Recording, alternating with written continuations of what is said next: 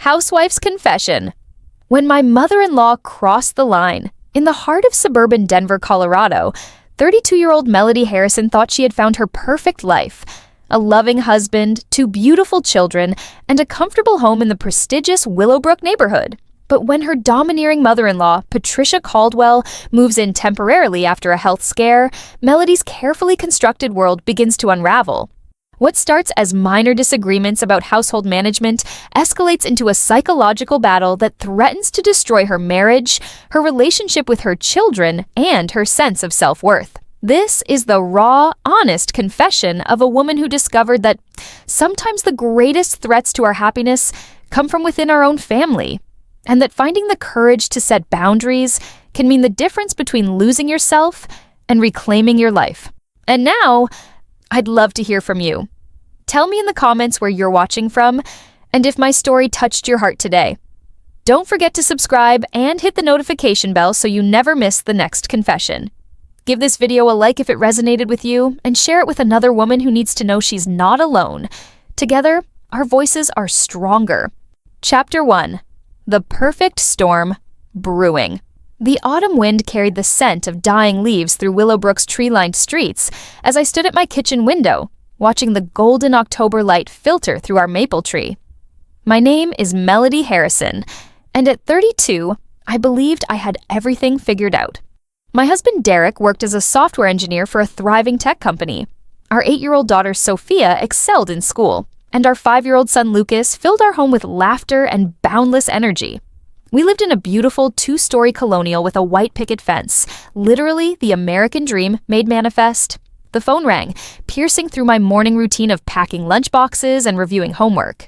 Derek's voice carried an unusual tension when he answered, his face growing increasingly grave as he listened to whoever was on the other end. "What's wrong?" I asked, wiping my hands on my apron as Sophia finished her cereal and Lucas chased our golden retriever, Buddy, around the kitchen island. Derek covered the receiver with his hand. "It's Mom. She had some kind of episode last night. Chest pains, shortness of breath. She's at Denver General." My stomach dropped. Despite our complicated relationship, Patricia Caldwell was still family, and more importantly, she was Derek's mother. "Is she okay? The doctors want to run more tests, but she's stable. The thing is..." Derek paused, running his hand through his dark hair, a nervous habit I'd known for over a decade of marriage. "She can't stay alone in that big house while she recovers. The doctor says she needs someone nearby for at least a few weeks, maybe a month." I felt a chill that had nothing to do with the October weather. Patricia Caldwell was a force of nature, a 70-year-old retired school principal who had never quite accepted that her precious son had chosen to marry someone she deemed not quite right for the family. She was the type of woman who rearranged your spice rack when she visited and left passive-aggressive notes about dust on picture frames. "You're thinking of asking her to stay here," I said, not really a question. Derek's silence was answer enough. Sophia looked up from her book bag, her intelligent green eyes, so much like her father's, sensing the tension in the room. "Is Grandma Patricia sick?" she asked. "She's going to be fine, sweetheart," Derek assured her, then turned back to me. "Mel, I know it's not ideal, but she's my mother. After Dad died 3 years ago, she's been so isolated. This might actually be good for everyone. The kids love her, and maybe you two could finally..." "Finally what?" I interrupted, keeping my voice low so the children wouldn't hear the edge in it. "Find common ground? Derek, your mother has made it clear for 12 years that I don't measure up to her standards. Remember our wedding, when she told everyone at the reception that you were settling?" Derek's jaw tightened. "She was grieving Dad's death. She wasn't thinking clearly." "That was 11 years ago. What about last Christmas when she reorganized our entire kitchen and told Sophia that real mothers make homemade cookies instead of buying store-bought ones?" "Mom, what's store-bought?" Lucas piped up, having caught the tail end of our conversation. "Nothing, honey. Go brush your teeth. The school bus will be here soon," I said, forcing a smile. Derek waited until both children had thundered upstairs before continuing. "Look, I know she can be particular, but Mel, she's 70 years old. She just had a health scare, and she's all alone. What kind of son would I be if I didn't help her when she needs it most?" I stared at my husband, this good, decent man who saw the best in everyone, sometimes to a fault. His loyalty to his mother was one of the things I'd initially admired about him. Now, it felt like a weight pressing down on my chest. "How long are we talking about?" I asked, already knowing I'd lost this battle before it began. The doctor said 4 to 6 weeks, depending on how well she responds to the medication changes. We could set up the guest room, make sure she's comfortable. The guest room. My sanctuary. The space I'd carefully decorated with soft blues and whites, where I retreated to read when the chaos of family life became overwhelming. Where I'd nursed both children through midnight fevers, where I'd cried after miscarriages Derek never knew about because I hadn't wanted to burden him. "When?" I asked. "This afternoon. I already told her we'd pick her up after I finish work." My hands clenched involuntarily. "You already told her, without discussing it with me first?" "Mel, she's my mother. Of course we're going to help her." "She's your mother, but this is our home, our marriage, our children's routine." My voice rose slightly, and I quickly checked to make sure Sophia and Lucas weren't listening from upstairs. Derek stepped closer, his expression softening. "Hey, I'm sorry I didn't call you first. You're right. I should have. But honestly, what choice did we really have? And who knows? Maybe this will be a chance for you and Mom to really get to know each other, without all the holiday stress and extended family around." I wanted to laugh, but it would have come out bitter and sharp. Derek's optimism was both his greatest strength and his biggest blind spot. He genuinely believed that proximity would somehow heal a relationship that had been fractured from day one. The school bus honked outside, and Sophia called down that she couldn't find her history report. The morning chaos resumed, but underneath it all, I felt a knot of dread forming in my stomach. I'd spent 12 years learning to navigate Patricia's subtle criticisms, her pointed suggestions about how to raise children, keep house, and be a proper wife. The thought of having her constant presence in my home, in my space, observing and judging my every move made my hands shake as I poured my coffee. "It'll be fine," Derek said, kissing my cheek as he grabbed his laptop bag. "You'll see. This might be exactly what both of you need." After he left, I stood alone in my kitchen, soon to be our kitchen, shared with a woman who had never missed an opportunity to remind me that I wasn't quite good enough for her son. Outside, the October wind had picked up, rattling the windows and stripping more leaves from our maple tree. Storm clouds gathered on the horizon, dark and heavy with the promise of change. I didn't know it then, but I was looking at the last normal morning of my old life. By evening, Patricia Caldwell would be installed in my guest room, and by the end of the week, she would begin a campaign that would challenge everything I thought I knew about my marriage, my family, and myself. The autumn storm was coming, and I was about to learn that sometimes the most destructive weather doesn't come from outside. It comes from the people we invite into our homes, carrying their own winds of judgment and the lightning of long-held resentments. Chapter 2. The invasion begins. Patricia Caldwell arrived at 6:47 p.m. with 3 suitcases, a box of what she called essential medications, and the imperious bearing of someone who was doing us a favor by accepting our hospitality. She was a handsome woman for 70, silver hair perfectly styled, posture ramrod straight despite her recent health scare, and the kind of sharp blue eyes that seemed to catalog every flaw in their field of vision. "Melody, dear," she said, offering her cheek for a kiss that felt more like a diplomatic gesture than family affection. "I do hope this won't be too much trouble, though I noticed driving in that your front garden could use some attention. Those mums are looking rather peaked." And so it began. Derek, blind to the barbed nature of his mother's observation, immediately launched into host mode. "Mom, let me get your bags. How are you feeling? Any chest pain? Shortness of breath?" "I'm managing, darling, though I must say that emergency room was absolutely chaotic. In my day, hospitals maintained proper standards of cleanliness and organization." She glanced meaningfully at our living room, where Sophia's homework was spread across the coffee table, and Lucas's building blocks created a colorful obstacle course near the fireplace. "Kids, come say hello to Grandma Patricia," I called, beginning to gather the scattered toys. Sophia appeared first, having changed from her school clothes into her favorite purple dress, the one Patricia had given her last Christmas with the comment that at least someone in this family appreciates quality clothing.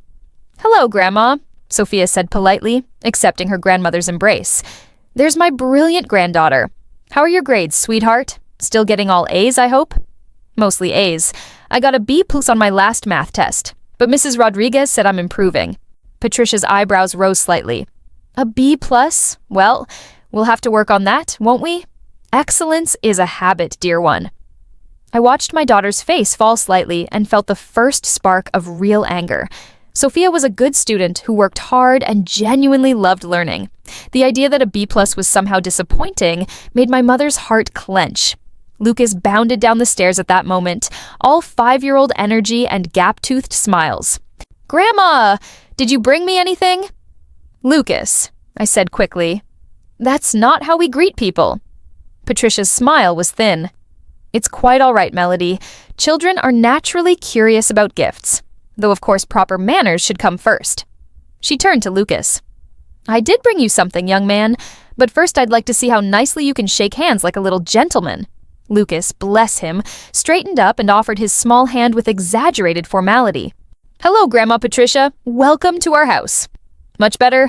Now, let's get Grandma settled in, and then we can think about surprises." Derek carried the suitcases upstairs while I followed with the medication box, Patricia trailing behind and commenting on everything from the family photos lining the stairwell. Perhaps these would look better with coordinating frames. To the guest room's decor. Blue can be so cold, don't you think? Warm earth tones are much more welcoming. The guest room, my retreat, suddenly felt foreign with Patricia's presence filling it. She surveyed the space with the critical eye of someone conducting an inspection. "The bed seems comfortable enough, though I do hope the mattress is firm. My back, you understand. And I'll need access to a bathroom, preferably not one shared with the children. Little ones can be so chaotic in their hygiene habits." "There's a half bath right across the hall," Derek said, "and the kids mainly use the bathroom in their hallway." "Perfect." Patricia opened her first suitcase and began removing items with military precision. "Now, Derek, I'll need my medications kept somewhere safe, perhaps in the kitchen, where I can maintain my schedule properly, and I do hope dinner isn't too late. The doctors were very specific about maintaining regular meal times." I glanced at my watch. It was already past 7, and I'd planned to order pizza, a Friday night tradition that the kids loved. Something told me Patricia wouldn't appreciate our casual approach to end-of-week dining. "I was thinking pizza tonight," I began tentatively. Patricia's expression could have curdled milk. "Oh my. Well, I suppose when one is recovering from a cardiac event, processed foods with all that sodium and preservatives aren't really advisable. Perhaps we could prepare something more nutritious?" Derek jumped in immediately. "Mom's right. Maybe we should cook something proper. Mel, what do we have in the freezer?" What we had in the freezer was exactly what most busy families have on Friday evenings: frozen vegetables, some chicken breasts that needed to be thawed, and ice cream. What we didn't have was the mental energy to prepare a meal that would meet Patricia's standards after a week of work, school, and the emotional upheaval of rearranging our lives around her arrival. "I could make chicken and vegetables," I said, already calculating the time it would take, and knowing the kids would be cranky and hungry while waiting. "Wonderful," Patricia said, as if I'd offered instead of capitulated. "I'd be happy to help, of course. I have several excellent recipes that Derek has always loved." And there it was, the first real salvo. Not only was my dinner plan inadequate, but Patricia had better recipes for feeding my own husband. The next 2 hours were a masterclass in subtle dominance. Patricia helped by reorganizing my spice cabinet. Everything alphabetical, dear. It's so much more efficient. Critiquing my knife skills. Perhaps a cooking class might be beneficial. And regaling Derek with stories of meals she'd prepared during his childhood, while I scrambled to put together something worthy of her approval. "You know," she said, stirring the sauce I'd started, "Derek's father used to say that the way to judge a woman's character was by the care she put into feeding her family." Derek, oblivious to the implication, smiled fondly. "Dad did love your cooking, Mom." I focused on chopping vegetables and tried to ignore the way Patricia had subtly positioned herself as the primary cook while I'd been relegated to prep work in my own kitchen. Dinner was tense despite Derek's attempts to keep conversation light. Patricia asked probing questions about the children's schedules, my work-from-home freelance graphic design business, and our household routines, each query feeling more like an interrogation than family conversation. "So, Melody, you work from home. How convenient. Do you find it challenging to maintain professional standards without the structure of a traditional office environment?" "I prefer the flexibility it gives me with the kids," I replied, loading the dishwasher. "Of course, though I suppose some women thrive on the intellectual stimulation of workplace interaction. I know I always found my teaching position essential for maintaining a sense of purpose. Derek cleared his throat uncomfortably. Mom, Mel's work is really demanding. She's got some major corporate clients. I'm sure she does very well with it, Patricia said in a tone that suggested the exact opposite. By the time the children were in bed, I felt like I'd been through an emotional meat grinder. Every aspect of my daily life had been observed, commented upon, and found somehow lacking. My cooking, my housekeeping, my parenting, my career, all subjected to Patricia's subtle but relentless criticism.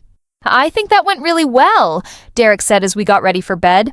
Mom seems to be settling in nicely, and she's clearly feeling better if she's up to helping with dinner. I stared at my husband in amazement. Had we been living through the same evening? Derek, did you notice how she basically took over cooking, or how she implied that I don't have enough purpose in my work? Come on, Mel. She was just trying to be helpful. And she asked about your work because she's interested in your life. She reorganized my spice cabinet without asking. Maybe she was bored. You know how Mom is. She needs to keep busy. I wanted to scream. Instead, I brushed my teeth with more force than necessary and tried to remind myself that this was temporary. 4 to 6 weeks. I could survive anything for 4 to 6 weeks. But as I lay in bed that night, listening to the unfamiliar sounds of someone else moving around in my house, I felt a growing sense of unease that had nothing to do with Patricia's health and everything to do with the way she'd effortlessly begun to undermine my confidence in my own home. Outside, the October wind rattled our windows, and I couldn't shake the feeling that the storm was just beginning. Chapter 3. The Systematic Dismantling. By the end of Patricia's first week in our home, I felt like a stranger in my own life. She had a gift, if you could call it that, for making suggestions that weren't quite criticisms, but left me feeling inadequate nonetheless. Melody, dear, she said over breakfast on Wednesday morning, I couldn't help but notice that Lucas seems to struggle a bit with his letters. Perhaps he's not quite ready for kindergarten academic demands? Lucas looked up from his cereal, confusion clouding his bright 5-year-old features. What's academic demands, Grandma? Academic, I corrected gently. And Lucas is doing just fine in school, aren't you, sweetheart? Mrs. Patterson says I'm getting really good at reading, Lucas said proudly. Patricia's smile was indulgent, but somehow patronizing. Of course she does, darling. Teachers today are so focused on building self-esteem rather than actual achievement. In my day, we maintained higher standards. Derek, rushing through his morning routine, missed the exchange entirely. Bye, everyone. Mom, remember to take your medication with food, okay? Mel, I might be late tonight. Big presentation tomorrow. And like that, he was gone, leaving me alone with Patricia and a growing sense that I was losing ground in battles I didn't even realize I was fighting. The pattern continued throughout the week. When I took the kids to soccer practice, Patricia commented on how much time activities took away from family dinner preparation. When I spent an afternoon working on a client project, she mentioned how fortunate I was to have hobbies that kept me busy. When she found me reading in bed one evening, she observed that Derek's father had always appreciated wives who used their free time more productively. Each comment was delivered with a sweet smile and couched in terms that made objecting seem petty. How do you argue with someone who claims to be offering helpful observations? How do you defend yourself against criticism that's never stated directly? The breaking point came on Friday evening. I'd spent the day working on a particularly challenging logo design for a new restaurant chain, my biggest client to date. The project was due Monday, and I'd been putting in long hours to perfect it. When I finally emerged from my home office at 6:30 p.m., exhausted but proud of my work, I found Patricia in my kitchen preparing dinner while Sophia set the table and Lucas played quietly with building blocks. "Oh, there you are," Patricia said without looking up from the stove. "I hope you don't mind. The children seemed hungry, and since you were so busy with your computer work..." My computer work. As if 12 years of building a successful freelance business was equivalent to playing solitaire. "I'm sorry," I said, immediately hating myself for apologizing. "I lost track of time. I can take over." "Nonsense, dear. It's nearly ready." Though I must say, it's fortunate the children are so adaptable. Many youngsters would struggle with such irregular dinner schedules. Sophia looked up from folding napkins. "Mom's been working on a really important project, Grandma. She showed me the designs yesterday. They're really cool." I'm sure they are, sweetheart. Your mother is very talented with her artistic pursuits. Artistic pursuits. I felt something snap inside me. Grandma Patricia, I said, my voice carefully controlled. My work isn't a pursuit or a hobby, it's my career. I support this family with my income. Patricia's eyebrows rose in perfectly manufactured surprise. Oh my, I didn't mean to imply. Of course your contributions are valuable, dear. I simply meant that with Derek providing so well for the family, you have the luxury of choosing work that fulfills your creative side rather than pure financial necessity. The luxury of choosing, as if my business hadn't kept us afloat during Derek's 2-month unemployment 3 years ago, as if my income hadn't paid for Sophia's summer art camp and Lucas's speech therapy when he was younger. Right, I said, not trusting myself to say more. Dinner was another exercise in subtle psychological warfare. Patricia regaled us with stories of her teaching days, emphasizing repeatedly how she'd balanced a demanding career with maintaining a perfect home and being a devoted wife and mother. Of course, in those days, we understood that family came first, no matter what. I remember missing several important faculty meetings because Derek had a fever or needed help with a school project. Career advancement was secondary to being present for one's children. The implication was clear. I was choosing work over my family. Mom's always here when we need her, Sophia said loyally. She comes to all my school stuff and helps with homework every night. Of course she does, darling. I'm sure your mother does her very best to balance everything. Her very best. Not quite good enough, but her very best. After dinner, I retreated to the laundry room. Ironically, the only space in my house where I could find a moment of peace. I was folding Derek's shirts when I heard voices from the living room. Patricia was talking to Derek, who had come home earlier than expected. I'm worried about Melody, darling. She seems so stressed, so overwhelmed, working such long hours while trying to manage the household. I wonder if she's taken on too much. She's always been a hard worker, Derek replied. That's one of the things I love about her. Of course, but sometimes we need to be realistic about our limitations. Perhaps she'd be happier focusing more energy on the home and family. The children seem to crave more attention, more structure. What do you mean? Oh, small things. Lucas asked me this morning why Mommy was always on her computer, and Sophia mentioned that you've been eating takeout quite often lately. Nothing serious, just signs that perhaps the current balance isn't quite working for anyone. I stood frozen in the laundry room, my hands clenched around one of Derek's polo shirts. Every word was carefully chosen, each observation designed to plant seeds of doubt about my priorities, my capabilities, my worth as a wife and mother. The worst part was that Patricia wasn't entirely wrong. I had been working long hours lately. We did eat takeout more often than I liked. Lucas did sometimes complain when I had to finish a project instead of playing with him immediately. But those were the normal struggles of any working parent, not evidence of fundamental inadequacy. Still, hearing my insecurities voiced aloud by someone who'd been watching my every move for a week made me question everything. Was I neglecting my family? Was I fooling myself about my ability to balance career and motherhood? Was Derek starting to see me the way his mother did, as someone who was trying hard, but falling short? I heard Derek's footsteps on the stairs and quickly resumed folding laundry, trying to compose my expression. When he appeared in the doorway, I could see the concern in his eyes. Hey, you okay? You were pretty quiet at dinner. Just tired. It's been a long week. Derek stepped into the small space, lowering his voice. Mom's concerned that you're pushing yourself too hard. Maybe you should consider taking a break from some of the client work just while she's here. You know, focus on getting her settled, spending time with the kids. There it was. Patricia's poison delivered in Derek's caring voice. The suggestion that my work was optional, expendable, less important than my role as hostess and full-time mother. I have deadlines, Derek. Clients depending on me. I can't just take a break because your mother thinks I'm not managing well enough. That's not what she said, isn't it? I set down the shirt I'd been holding. Derek, she's been here for a week, and every single day she's found something to criticize. My cooking, my housekeeping, my parenting, my career. Nothing I do is quite right in her eyes. Derek's expression softened with frustration. Mel, she's not criticizing. She's trying to help. She raised 3 successful kids while maintaining a career. Maybe we could learn something from her experience. I stared at my husband, this man I'd loved for over a decade, and felt a chasm opening between us. He genuinely couldn't see what was happening.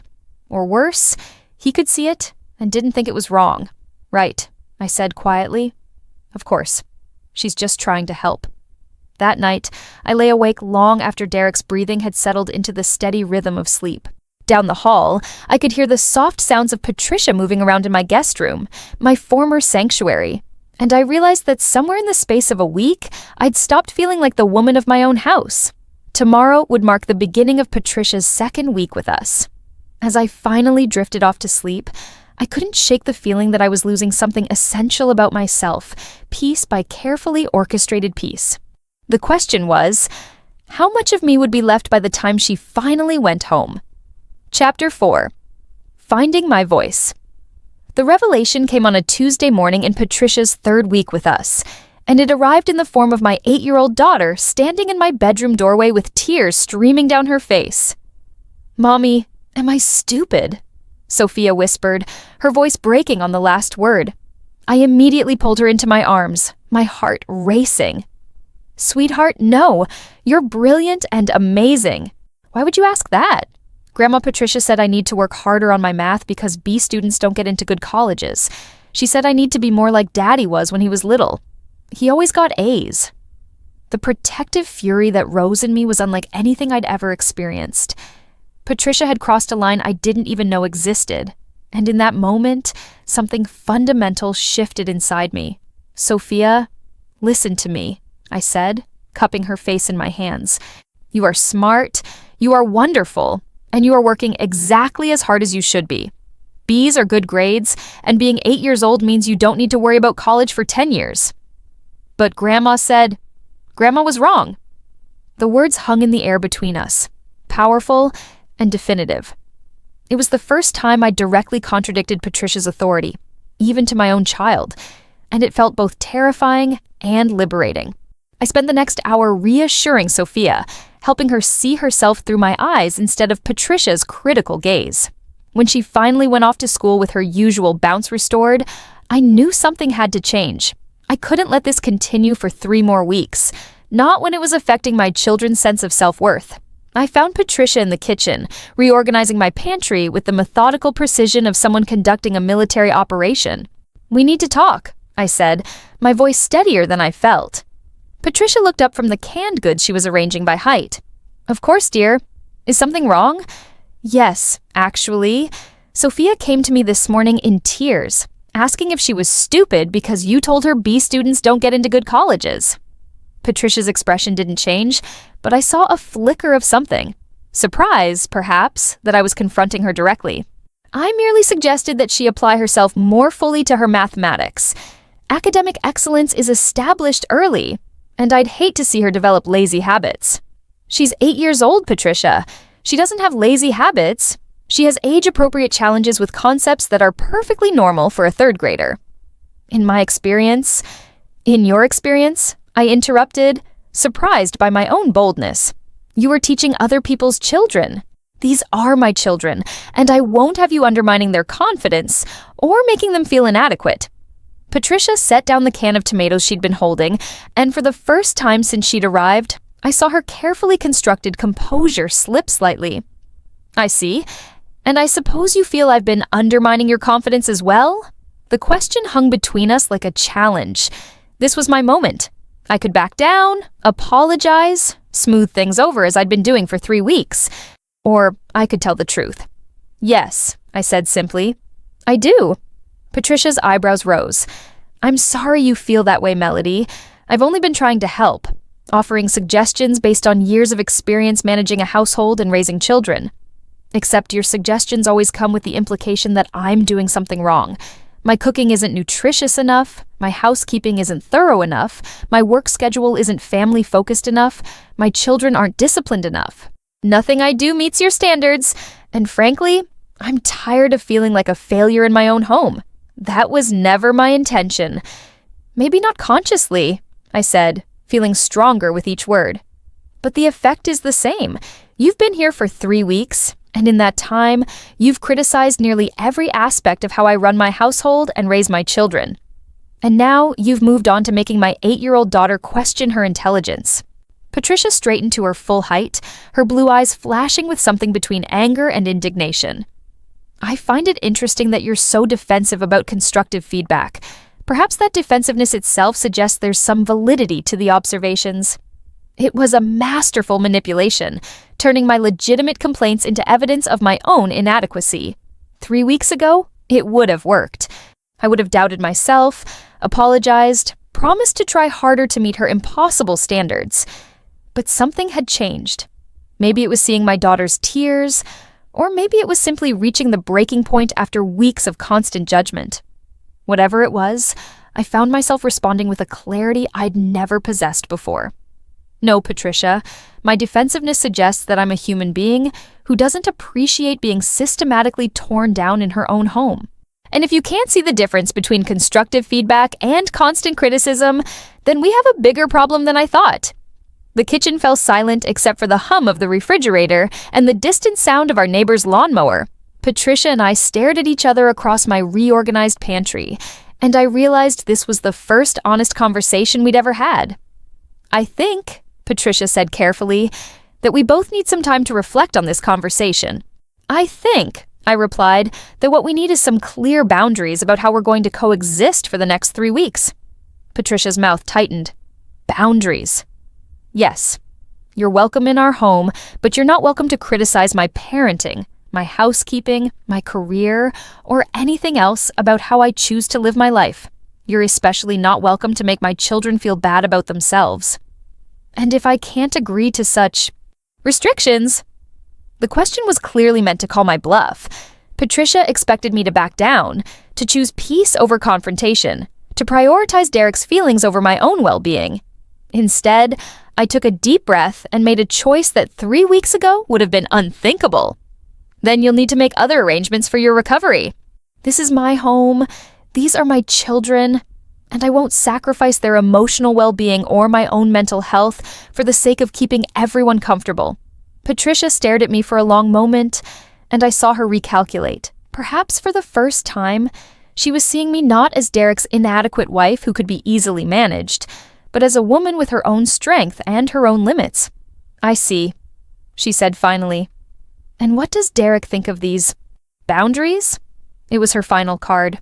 The threat of involving her son, of making me choose between standing up for myself and maintaining peace in my marriage. "Derek wants his mother to be comfortable and his wife to be happy. I'm going to help him understand that those goals don't have to be mutually exclusive." That evening, I had the most difficult conversation of my marriage. Derek was defensive at first, hurt that I would issue ultimatums to his recovering mother. But when I calmly repeated some of Patricia's comments word for word, when I described Sophia's tears and Lucas's confusion about whether store-bought cookies made me a bad mother, something shifted in his expression. "She really said that to Sophia? About B students and college?" "She really did. And Derek, this isn't about your mother being a terrible person. It's about the fact that her way of helping feels like constant criticism to me and to our children. I need you to understand that I can't live like this for 3 more weeks." Derek was quiet for a long time, processing what I'd told him. Finally, he nodded slowly. "Okay, we'll talk to her together tomorrow. Set some ground rules." The conversation with Patricia the next day was awkward and tense, but necessary. Derek, to his credit, supported the boundaries I'd established, though I could see how difficult it was for him to confront his mother's behavior. Patricia listened with tight-lipped politeness and agreed to our terms with the air of someone making a great sacrifice. But she did agree. The remaining 3 weeks of her stay weren't perfect, but they were manageable. Patricia pulled back from her constant commentary, and while I could sense her disapproval, she kept it to herself. More importantly, she stopped making remarks that undermined the children's confidence. Derek and I grew closer through the experience, and I discovered that standing up for myself didn't destroy my marriage. It strengthened it. He began to see his mother more clearly, and I began to trust that he would choose our family's well-being over avoiding conflict. When Patricia finally returned to her own home, the house felt different. Not just quieter, but somehow more authentically mine. I'd learned that I was stronger than I'd known, that my voice mattered, and that protecting my family's emotional well-being was worth any temporary discomfort. As I stood in my kitchen that first evening after she left, my spices returned to their original, perfectly functional, if not alphabetical, arrangement. I realized that Patricia's visit had given me an unexpected gift. In forcing me to define and defend my boundaries, she'd helped me discover who I really was beneath all the self-doubt and people-pleasing. The phone rang around 8 o'clock, just as Derek and I were cleaning up from our first family pizza night in 6 weeks. It was Patricia, calling to let us know she'd made it home safely and to thank us for our hospitality. "I hope the children understand that Grandma only wants what's best for them," she said when I handed the phone to Sophia. "I know, Grandma," Sophia replied with the diplomatic wisdom of an 8-year-old who had learned to navigate complicated adult emotions. "I love you, and I'm glad you're feeling better." When Lucas took his turn, he chattered excitedly about returning to Friday pizza nights and asked if Patricia would visit again soon. Her response was carefully neutral, but I heard the underlying message. She wasn't sure she'd be welcome back under the new terms. Later, as we tucked the children into bed, Sophia looked up at me with serious eyes. "Mom, are you happy that Grandma Patricia went home?" It was a loaded question from a child who was trying to understand the complex dynamics she'd witnessed over the past 6 weeks. I sat on the edge of her bed and chose my words carefully. "I'm happy that Grandma is feeling better and can live independently again. And I'm happy that our house feels peaceful again. Sometimes grown-ups have different ideas about how things should be done, and that's okay, but it can make living together challenging. Did you and Grandma have a fight? We had some difficult conversations about boundaries and respect. Sometimes that's necessary between adults." Sophia nodded thoughtfully. "I'm glad you told her she was wrong about my math grades. It made me feel better. I'll always stand up for you and Lucas when someone makes you feel bad about yourselves. That's part of being your mom, even if it's family, especially if it's family. The people who love us should make us feel good about who we are, not constantly tell us we need to be different." Derek appeared in the doorway during this conversation, and I saw something shift in his expression as he listened. Later, after both children were asleep, he found me in our bedroom. "I owe you an apology," he said without preamble. A big one. I looked up from the book I'd been trying to read, the first leisure reading I'd attempted in 6 weeks without feeling guilty about it. For what? For not seeing what Mom was doing to you, to all of us, for asking you to just endure it instead of addressing it. Derek sat on the edge of the bed, running his hands through his hair in that familiar gesture of frustration. "I was so focused on being a good son that I forgot to be a good husband. Derek, no, let me finish. I've been thinking about this all day. When we got married, I promised to put our family first, but somewhere along the way, I started prioritizing Mom's feelings over yours. That conversation you had with Sophia tonight, about standing up for the people you love even when it's difficult, that's what I should have been doing for you." I set my book aside and really looked at my husband. In the soft light of our bedside lamp, I could see the genuine remorse in his eyes, but also something else. A new awareness, a maturity that comes from confronting uncomfortable truths about ourselves and our families. "I know you love your mother," I said gently. "I never wanted to come between you. You didn't come between us. You just refused to let her come between us. There's a difference." Derek moved closer, taking my hand. "I'm proud of you for standing up to her. It couldn't have been easy." "It wasn't, but it was necessary, not just for me, but for Sophia and Lucas too. I couldn't let them grow up thinking that kind of constant criticism was normal or acceptable in a family." Derek nodded. "You're right. And I promise you, if Mom visits again, and that's completely up to you, things will be different. I'll make sure she understands the boundaries before she even gets here. I don't want to ban her from our lives, Derek. She's your mother, and despite everything, she loves you and the kids. But I need to know that you see me as an equal partner in this marriage, not someone who needs to be managed or improved upon. You are my equal partner. More than that, you're the person I chose to build a life with. Mom raised me, but you're raising our children with me. Your way of doing things isn't wrong just because it's different from hers." That night, we talked until nearly 2 a.m. Really talked, in a way we hadn't in years. We discussed our expectations for our marriage, our parenting philosophy, our individual needs and boundaries.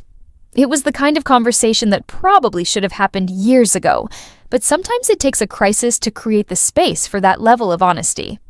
6 months later, Patricia did visit again, for a long weekend rather than an extended stay. The visit went smoothly, partly because she seemed to have genuinely reflected on our previous conversations, but mostly because Derek and I had established clear expectations beforehand and were prepared to enforce them as a united team. She still made the occasional pointed observation. I don't think Patricia Caldwell could exist without offering unsolicited advice. But when she commented that Lucas might benefit from more structured playtime, Derek immediately responded that we were happy with his current activities and changed the subject. When she mentioned that store-bought birthday cakes lacked the personal touch of homemade ones, I simply smiled and said that the personal touch was in celebrating together, not in spending hours baking. The difference was remarkable. Without the constant undercurrent of criticism, we could actually enjoy Patricia's company. She was knowledgeable, well-traveled, and genuinely good with the children when she wasn't trying to improve them. The grandmother my children got to know during that weekend visit was warmer and more relaxed than the woman who had lived with us for 6 weeks. As I write this confession now, nearly a year later, I can see how that difficult period changed all of us.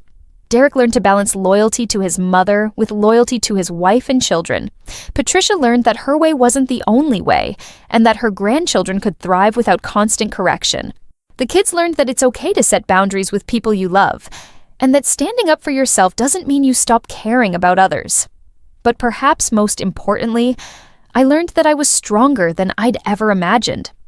For 12 years of marriage, I'd been trying to earn Patricia's approval, convinced that if I could just be good enough, organized enough, selfless enough, she would finally accept me as worthy of her son. What I discovered during those 6 weeks was that her approval wasn't actually necessary for my happiness or my family's well-being. I learned that being a good wife didn't mean accepting criticism disguised as helpfulness, that being a good mother didn't require sacrificing my own identity or career, that keeping peace in the family wasn't worth the price of my own peace of mind. Most of all, I learned the difference between being accommodating and being a doormat, between being flexible and being spineless, between keeping harmony and enabling toxic behavior. The guest room is truly my sanctuary again now. I've redecorated it with bolder colors, deep purples and rich golds that Patricia would probably find too dramatic. Well, it's where I retreat when I need to think, where I work on particularly challenging design projects, where I read books that feed my soul rather than just pass the time. Derek sometimes finds me there in the evenings, curled up with a cup of tea and a novel, and instead of asking when I'm coming back downstairs, he often joins me. We talk about our days, our dreams, our concerns about the children. The room has become a space for both solitude and connection, which feels appropriate somehow. Our marriage is stronger now, built on a foundation of mutual respect rather than just love and habit. We argue more than we used to, but they're honest arguments about real issues, not the polite disagreements of people afraid to rock the boat. We make decisions together as true partners, and when family dynamics threaten that partnership, we address them head-on rather than hoping they'll resolve themselves. The children have benefited most of all. Sophia's confidence has returned, and she approaches challenges with curiosity rather than fear of judgment. Lucas has maintained his natural exuberance without developing anxiety about being too much for the adults around him. They've learned that they can trust Derek and me to protect them from anyone, even family members, who makes them feel small or inadequate. This confession began as my story of surviving Patricia's visit, but as I've written it, I've realized it's actually the story of finding my voice. For years, I'd been living my life according to other people's definitions of what made a good wife, mother, and woman. Patricia's relentless criticism, ironically, forced me to examine those definitions and decide which ones actually served me and my family. I'm not the same woman who stood at her kitchen window that October morning, watching the storm clouds gather and feeling helpless in the face of impending change. I'm someone who knows her own worth, who can set boundaries without guilt, who can love her family fiercely while still maintaining her individual identity. The storm came just as I'd feared. But I didn't just survive it, I learned to dance in the rain. And when the skies finally cleared, I discovered that I was still standing, stronger than ever, in a life that was authentically mine. Sometimes the greatest gift someone can give you is the challenge that forces you to discover who you really are. Patricia Caldwell, with her criticisms and judgments and impossible standards, gave me that gift. I wouldn't want to live through those 6 weeks again, but I wouldn't trade what I learned about myself for anything. Today, as I sit in my purple and gold sanctuary, working on a design project that excites me while dinner, ordered from our favorite Thai restaurant, waits on the kitchen counter, I'm grateful. Grateful for a husband who learned to see me clearly, for children who know they are loved unconditionally, for a home that truly feels like mine. And yes, even grateful for Patricia Caldwell, who taught me that sometimes the most important battle you'll ever fight is the one for your own sense of self-worth. The victory isn't in winning the war against difficult people, it's in refusing to let them diminish who you are. This is my confession. I am enough, exactly as I am. My love is enough, my efforts are enough, my imperfect, chaotic, beautiful life is enough. And anyone who can't see that, family or not, doesn't get to have a voice in my story anymore. The end of Patricia's visit wasn't the end of my story, it was the beginning of the chapter where I finally became the protagonist of my own life. And now, I'd love to hear from you. Tell me in the comments where you're watching from, and if my story touched your heart today. Don't forget to subscribe and hit the notification bell so you never miss the next confession. Give this video a like if it resonated with you, and share it with another woman who needs to know she's not alone. Together, our voices are stronger.